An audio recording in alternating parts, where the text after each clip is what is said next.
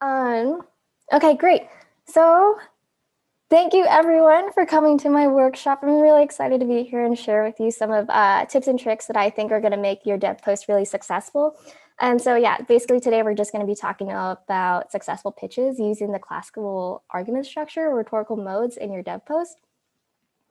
So what is it, like what are we learning? So I'm going to be teaching you kind of like the skeleton for a winning pitch and essential concepts you really need to understand before you submit your project this next Friday on July 30th.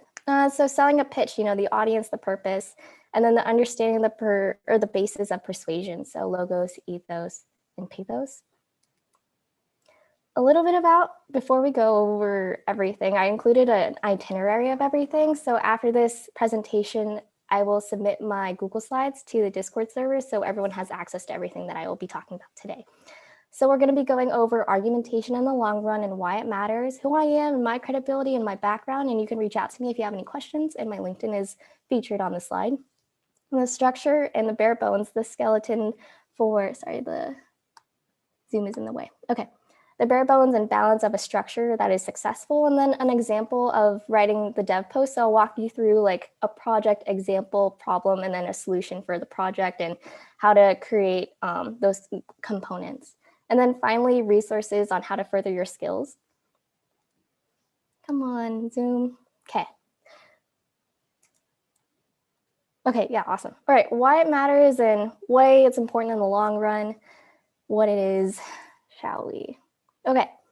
Hackathons. If it's your first hackathon, welcome, happy hacking. I hope you're having a lot of fun so far.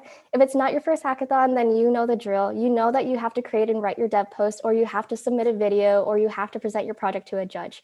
An entire weekend or week of creating a project, and it comes down to those final moments of presenting and really selling your project to these judges so they understand why it's a viable solution to a problem or in the track that you're creating the project for.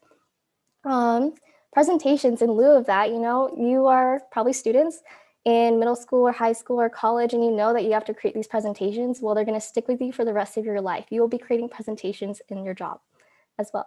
So you want to understand who your audience is and how to orally persuade them your point and make them understand what you're trying to communicate. And lastly, and related to that, it's the job hunt. This is so important for understanding your cover letter, and your resume, and putting your foot in the door. When you write these pieces of, rhetorical argumentation, these are things that are the first impression that a recruiter has of you. Why are you credible in doing the job? Why are you hireable? So it's important to understand these concepts. A little bit about me. I have my bachelor's in neuroscience. I'm also a full stack engineer. I have a background in writing and representing my university at writing conferences. So I know what I'm talking about. And I also have an experience and background in selling insurance. So a lot of these tips and tricks are things that I have used in developing. Sorry, guys, I'm so nervous on presenting, so I just want to take a breath. I've practiced so much that I just want to make sure that I communicate effectively for you. But yeah, this is a little bit about me, and then my LinkedIn is here, so you can reach out to me when we're done. The classical argument model boils down to this triangle of ethos, pathos, and logos. And if you've seen this before, that's awesome. If you haven't, that's okay. We're going to go through it. But a balance of the triangle or these three components really makes a successful argument in presenting your project to the judges. So a little bit about logos. It is statistics or observations or empirical evidence and research that has been developed to prove an argument. Scientists have spent years in a research lab developing results that can either counter or prove their hypothesis. So this statement here is an example of what could be a great piece that you can put in your dev post. So for example, based on research conducted by the World Health Organization and Columbia University, the Moderna vaccine has blank success rate or blank something feasibility. Something about numbers. When you think about numbers and logos, those two things come together. Ethos. Ethos is really important. Credibility. You're going to trust a doctor who has years of experience. And let me go ahead and read you this quotation. So we've all heard it before. As a doctor, I'm qualified to tell you that this course of treatment will produce the best results. Obviously, you're going to trust someone who has years of experience in research and practicum and they know what they're doing for the surgical procedures that you're trusting them with, versus someone who's in their first week of rotation in med school. So who is more credible here? Who is more trustworthy? Believability is based on experience. So think of that when you think of ethos. Pathos is also arguably the most interesting of the three. It's the emotional persuasion or appeal to your audience and invoking some form of feeling. So this picture of Ronald Reagan was when he was making his presentation to either West or East Berlin. I do not know history, but he did say, General Secretary Gorbachev, if you seek peace, if you seek prosperity for the Soviet Union and Eastern Europe, if you seek liberalization, come here to this gate, Mr. Gorbachev, open this gate, Mr. Gorbachev, tear down this wall. Politicians and activists actively and heavily rely on pathos as a form of their argument. They invoke that feeling in their audience, and that's why they're so it's so useful for winning an argument that way. And according to Aristotle, pathos or emotional persuasion describes the feeling in your audience that the speaker needs to rile up. So always think of emotion or empathy when you think of pathos. Okay, summary. We're talking about shapes, right? So the triangle, ethos, pathos, and logos, credibility, emotion, and logical reasoning.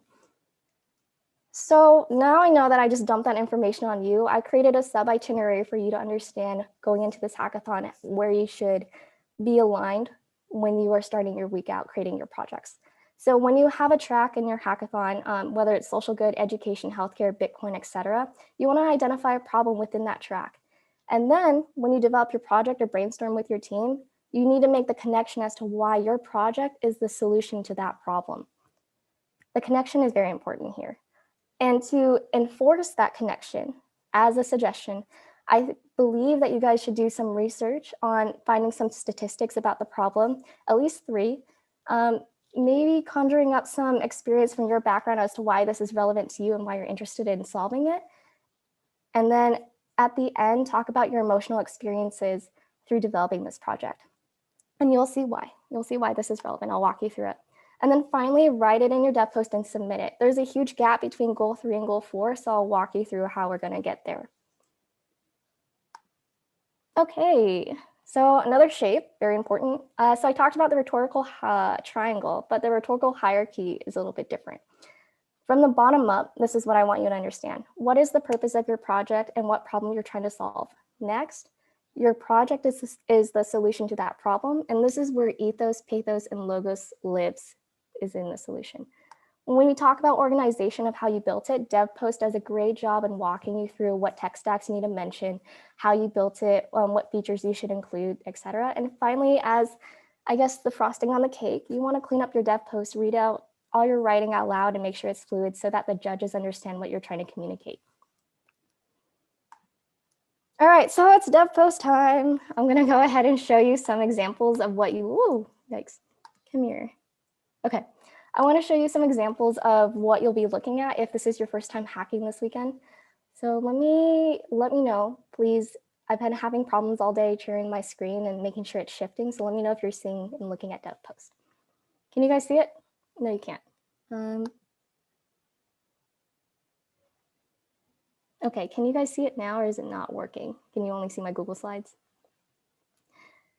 Okay, do you mind if I stop sharing and then reshare? Yeah, go ahead. Okay.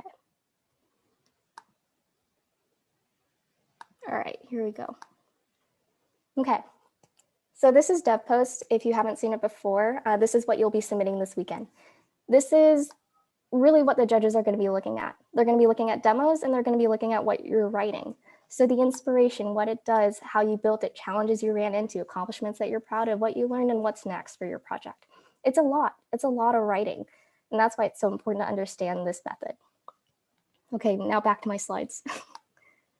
Okay, here. So you guys can see my slides, I'm assuming, but basically I created this hypothetical problem and then a hypothetical solution that solves this problem. So it's an application that I, let's say, made. So the problem is remote learning has made it difficult for children to connect with each other and develop social skills throughout the pandemic. So the hypothetical solution that I created is why not create a Zoom extension charade style game that allows young children to promote that form of social connectivity and community with each other in their age group. So that was the problem. This is the solution. Let's talk about how we can enforce that connection. All right, so I went ahead and did a lot of research on Google Scholar, and I found a bunch of articles that are relevant to my argument. And I'm going to read this first one to you, which is an example of logos. According to the Kaiser Family Foundation, studies have shown that elevated levels of anxiety and emotional health problems have risen to 22.1% during the pandemic in children ages from 5 to 12. Obviously, that's a relevant statistic. These kids are at home all the time worrying about how their family's going to be okay, how are they going to honestly like survive during this uncertain time. So that makes a lot of sense. It's a lot of stress for a kid.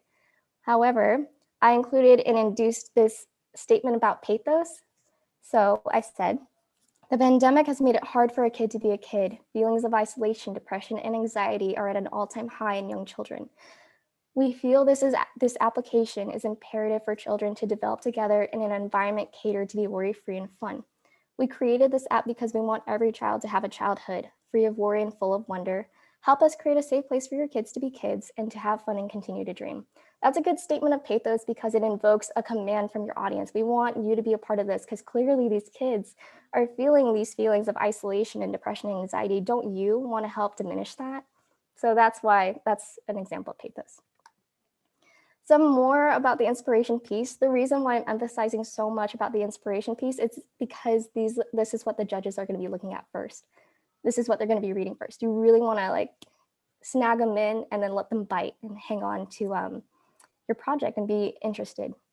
So another statistic that I found was, according to Rutgers University, parents have reported 26% increase in social emotional problems in their children during the pandemic. This is pretty much a problem, right? You know, this is really relevant. And then I included an example of ethos. So for example, let's say that I had someone on my team who has experience of working with young children. Barbara on the team had experience working with children in her undergraduate university career, and she studied how psychosocial development is really affected by social impairments or in tough environments. Let's hypothesize that. And so yeah, that's a good example of ethos. If you have siblings who are younger or amongst that age group, obviously this application is really relevant to you and why you want to share it. So very important. Okay, so next for the DevPost piece, they're going to ask you what it does. This is where you want to lay up and talk about the problem and then fill in with the solution. So I said this application called 𝘗𝘉𝘉𝘰𝘴 was designed to help young children find community, connect with peers among their age group using our Zoom extension, and it will help young children socialize with each other by allowing them to play games of charades with their classmates. So that's the purpose. And then here in this section, you can briefly list what the user would be able to do on the application. So highlight the features that you want the judges to see first. Okay, and then this is the part where you just talk about how you built it. And you want to make sure that you walk your audience through how it works, because God forbid your application is serverless, but then it goes down and you can't get it up in time for submission. You want to make sure that you elaborate how the user would be able to use it here. So, make sure you talk about how they would navigate through it, what packages they need to download before they open it, what features does the application have, etc. This is the part that's very important because your audience is teachers and mentors. You are a student in this hackathon, so we want to explain to them the emotional persuasion of your learning experience. That's what they're looking for. Challenges we ran into, accomplishments you're proud of, what you learned, and what's next for your project are all parts about emotional persuasion. So please be honest and vulnerable in these sections and share about what was successful and what wasn't for your team. They want to know. Lastly, let's talk about some writing tips. Please write to write, do not write and edit. Write as much as you can and then read everything out loud. Your ears pick up more than you think. So when you are able to listen to your writing, you can change it and restructure it so that you have fluidity in your dev post so that the reader really understands where you're coming from. And then if you're still having problems, please diagram everything, the problem of your track and then the solution of your project, and then list three reasons why, as to why your solution is viable for that problem, and then expand on that with more research. Lastly, I included some resources that I really think are awesome. So Indiana University has a great resource on the rhetorical hierarchy. Obviously, the next one is about the rhetorical triangle. And lastly, Purdue OWL Online Writing Center talks about more in depth about Aristotle's classical argument structure with more niche components that make a really good argument in persuasion. Obviously, everyone knows about Google Scholar. Go ahead and type in some research about your project or some keywords and go ahead and find some articles. Read the abstract because that's the summarization of the research paper itself. If you want to go more in depth, go ahead and read the discussion because that's the scientific interpretation of the results. And you can read the results obviously as well. So yeah, I know this is like the thank you part, but we're not done yet. I want to show you a little bit about my dev posts that I've made using this technique. I've actually pitched broken hackathon projects and have placed previously in my experience because of this technique. So I want to show you that. Let me stop sharing and reshare. Going back to DevPost. Oh my gosh, where is it? Can you guys see? All right. You guys can see my DevPost, right? Okay, very good. Okay, let me go ahead and show you studybuddy.tech. So this application, in my experience, we had a lot of environmental problems developing this app. We ran into so many problems, like technologically, we had a really hard time making this app, but we did the most. It was 3 full stack devs and we couldn't figure it out in time for a 2-day hackathon. However, in pitching this project to the judges, I opened up with a statistic right here.